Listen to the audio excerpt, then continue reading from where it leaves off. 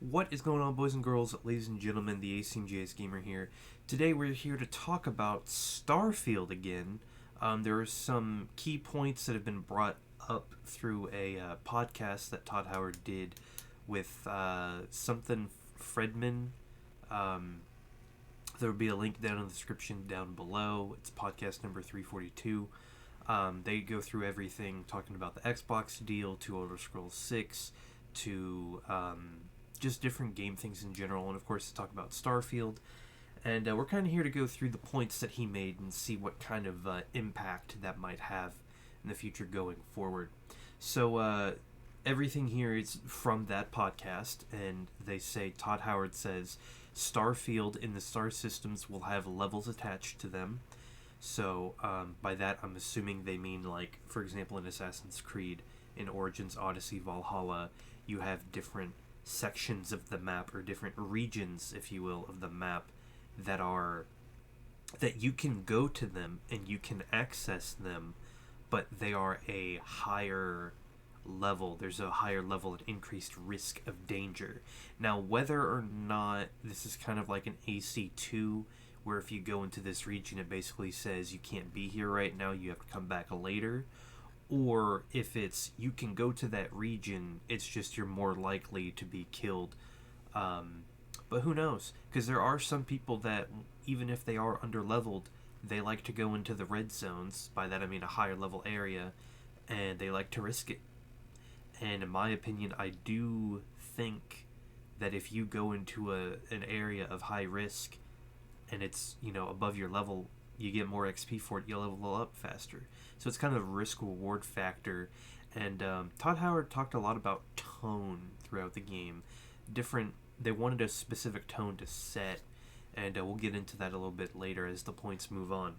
So the second point is, Todd Howard says, you won't be stranded out in space with no fuel. It's a quote-unquote fun killer, maybe for a hardcore survival mode in the future.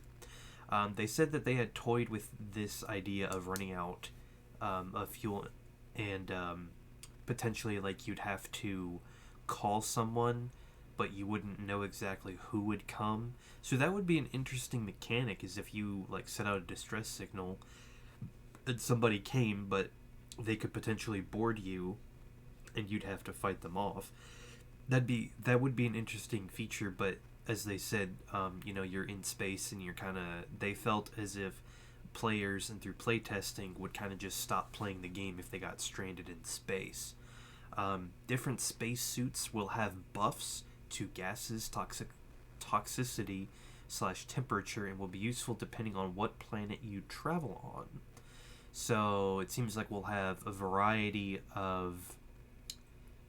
It seems like either we'll have a variety of different space suits that we can swap out different components that will counteract, different buffs, or give us different buffs for the environment, or it might be that we have entirely whole different suits. And so that would be interesting. Or it could be that you have a suit and it's just different components that are slotted in somehow. I'm not sure. But there's 3 different ideas there of how they could do it. I'm not entirely sure of how they will do it, but we'll see here in the next year.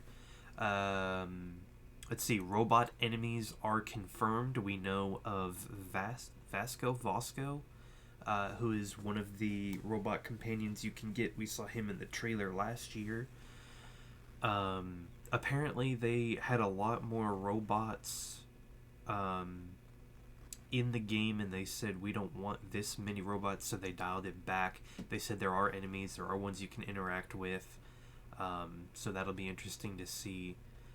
Not putting Starfield on PS5 helps with focus, says they've always primarily focused on Xbox when it came to consoles.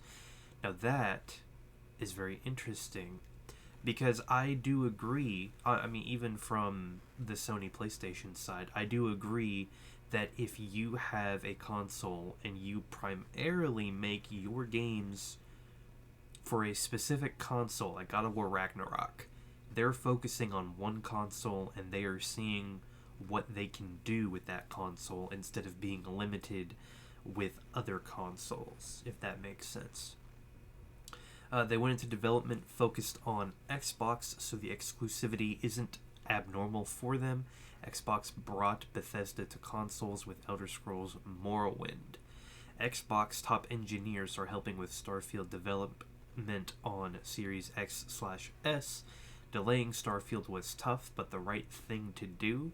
They wanted to say they could get it done given the amount of work left and the amount of time remaining, but it was too much risk involved to the team, the game, the fans, and Xbox.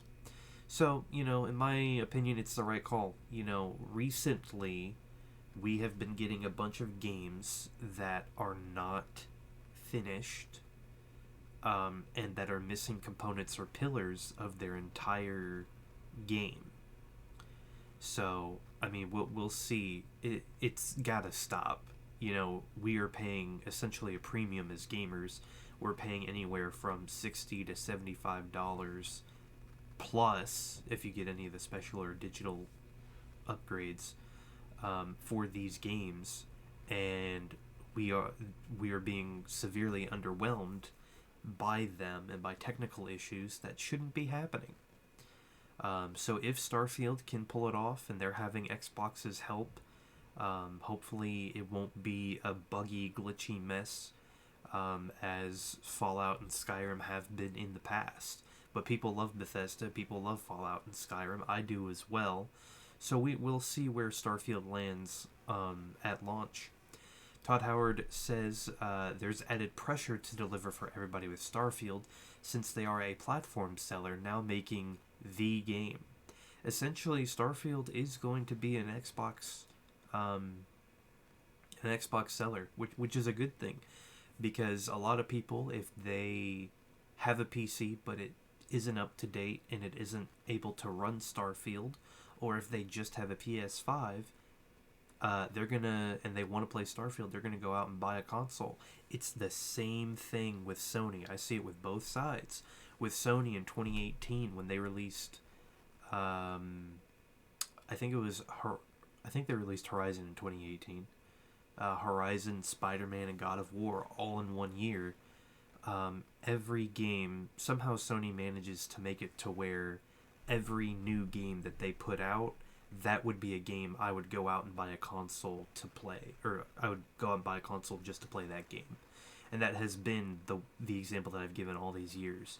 So, Xbox is doing it with Starfield. They're making it go, okay, this is going to be the game of the generation. If you really like Bethesda, you're going to go out and buy a console, or you're going to go and upgrade your PC just for this game. I have a feeling that for a lot of people, whenever Fable 3, I think, comes out, it's going to have a very similar effect. Todd Howard also says that he prefers console to PC because he's in front of a PC all day at work. And then he also says the world is generated in tiles. They kind of went into depth about the world building, like usual Bethesda games. They made these tiles look like realistic landscapes, put them together, and then wrapped them around a planet.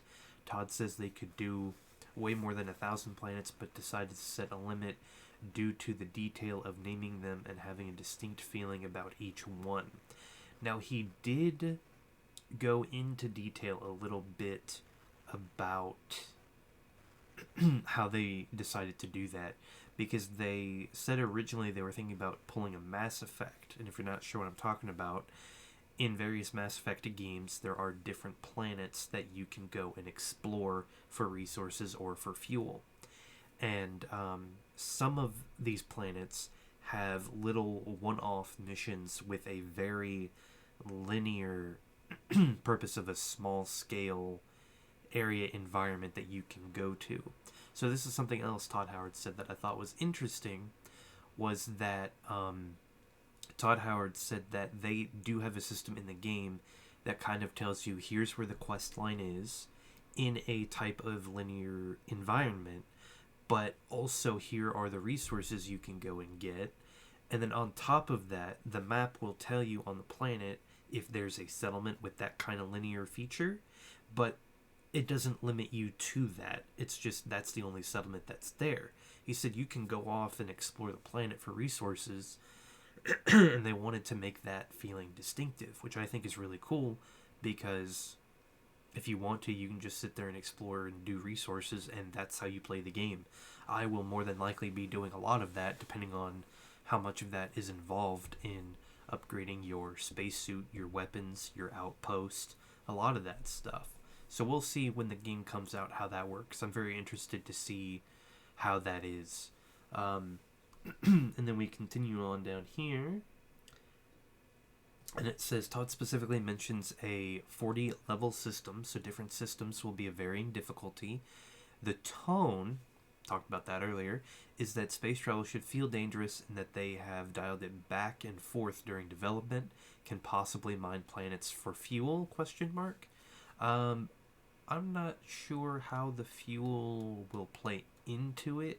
I'm not sure exactly what happens when you run out of fuel. Besides the example that they said earlier, but they said that was a fun killer. So I guess it'll be a surprise. They get into environmental things on planets, spacesuits, buffs, gases, toxicity, temperature. There are robots. Robots are mostly utility robots. Starfield is a deeply human world. Oh, this was interesting. Other ships do come and go from spaceports, so when you're coming into or out of a spaceport, you will see other ships doing the same thing. He says, sorry. Oh yeah, you can jump into a system and see a freighter. Other ships can contact you. Orbits are done in real time. Planets are fully realized. Todd says he likes the player to feel alone, far from anyone on a planet. I can get my ship to blast off and land there and build myself a home. It says he loves companions and romance systems and games, and Starfield will have 4 romance options, more complex than Fallout 4.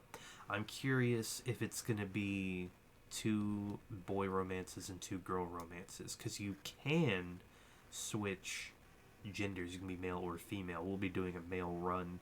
I'm not sure if I'm going to stream this game or not. And I say this because I was recording God of War and I wanted to just play the game on my own time. And that's the thing. Starfield is going to be a game that I want to play on my own time. But I'm not entirely sure if I want to be limited by recording it and all of that. But nonetheless, maybe we'll see some more gameplay or another trailer at the Video Game Awards. Star Wars Jedi Fallen Order has been confirmed.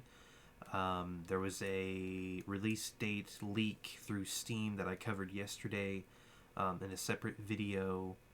But that'll be it for this episode.